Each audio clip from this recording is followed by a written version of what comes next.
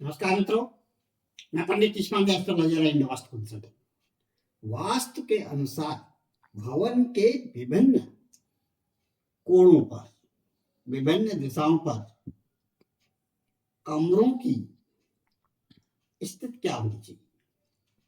देखिए, वास्तु के अनुसार आप पूजा रूम हमेशा उत्तर और पूरब के कोने में, अर्थात ईशान कोने में। सर्वोत्तम यह होगा कि किचन को पूरब और दक्षिण के कोने में ही, अर्थात आग्नेय कोने। बच्चों के पढ़ने का कमरा है पूरब में या उत्तर में बनाए। सीढ़ियों को हमेशा दक्षिण में ही बनाए। घर के मुखिया का कमरा हमेशा पश्चिम और दक्षिण के कोने में, अर्थात नैऋत्य कोण में बनाए। वायव्य कोण उत्तर और पश्चिम का कोना हमेशा हल्का रहे और कोशिश यह करिए कि उस स्थान को ओपन टू स्काई, ऊपर से खुला रखें। कमरा भी बना रहे हैं तो ऐसी वहां पर योजना बनाइए, ऐसा प्रारूप बनाइए उसका कि वहां पर खुला रहे वो स्थान, वहां पर जाल दे दीजिए ताकि हवा वहां से सुचारू रूप से आपके घर में सब कमरों तक पहुंच सके। ईशान कोण में पूजा बनाना है, ईशान कोण को हमेशा साफ सुथरा रखें। बालकनी पूरब में बनाइए।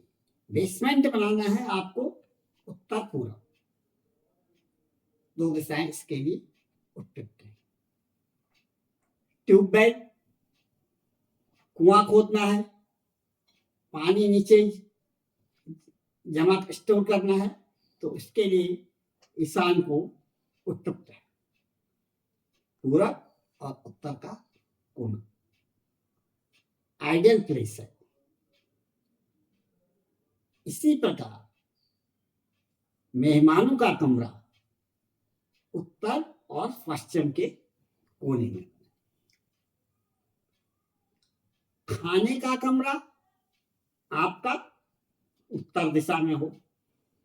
कोशिश से करें भवन का प्रारूप इस ढंग से बनाए कि बीच का स्थान ज्यादा से ज्यादा खुला रहे। पहले वाले समय में लोग बाग बीच में आंगन बना दिया करते थे ताकि वहां पर सब लोग बैठ सकें। वह आंगन जो है एक ड्राइंग रूम का काम करता था। आज जगह की कमी है, इसलिए फिर भी कोशिश कीजिए कि मेहमानों का कमरा उत्तर और पश्चिम के कोने में ही बनाए। यह कोशिश कीजिए, नहीं तो उत्तर दिशा में बनाए, पूरब दिशा में, दक्षिण दिशा में, पश्चिम दिशा में कदापि न।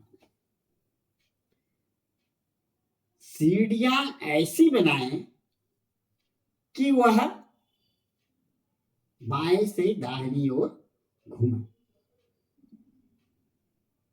आपके हाथ के बाईं ओर से दाहिनी ओर आप चढ़ें और सीढ़ियों की संख्या हमेशा विषम होनी चाहिए।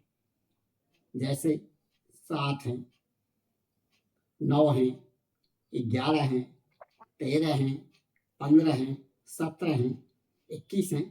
इस प्रकार सीढ़ियों की संख्या होनी चाहिए। राइज ट्रेड,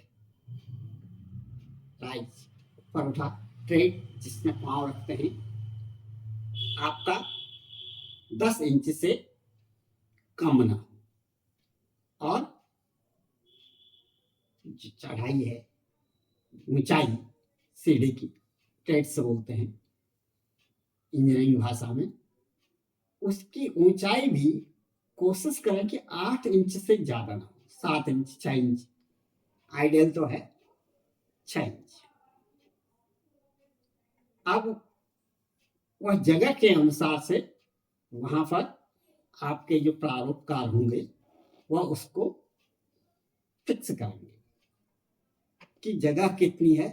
सीढ़ी के लिए तो जगह जितनी लंबी है, आपकी लंबाई जितनी ज्यादा है, सीढ़ियां उतनी कम ऊंची बनेंगी। जगह कम है तो सीढ़ी ऊंची बनेगी, नहीं तो वहां पर कैसे घुमावदार देना है उसको भी कम किया जा सकता है। घुमा देंगे आप, डबल बना देंगे, एक जगह पर काली काट देंगे, तो वहां पर भी सीढ़ी की ऊंचाई कम की जा सकती है। झाड़ू को घर में इस प्रकार रखें कि सुबह आपका झाड़ू लगाने के बाद वह झाड़ू किसी को दिखना नहीं चाहिए।